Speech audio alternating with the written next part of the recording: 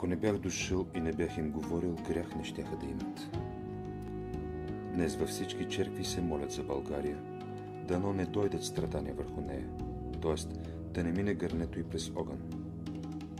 Българите се страхуват да не би съседните държави да вземат повече земя, за да станат по-силни. Да вземат повече земя, това значи да варят повече кокали в гърнетата си. Какво ще им донесат тези кокали?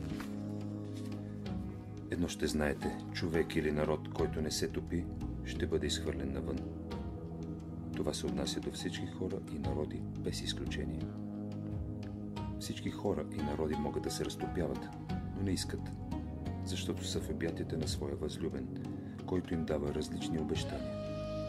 Той им казва, че ще ги украси с диаманти, отдалеч да светят. Диамантите не са дадени за октоподите. Всеки може да изработи такива диаманти и да ги носи в себе си. Само така човек може да бъде смел, силен и готов на всякакви жертви. Пита ли някой какво бъдеще го очаква, ще му отговоря. Бъдещето ти е завидно, ако се топиш, ако си кротък, ако си нажален, ако гладуваш и жадуваш за правдата. Мъчно се постига това. Все пак може да се постигне.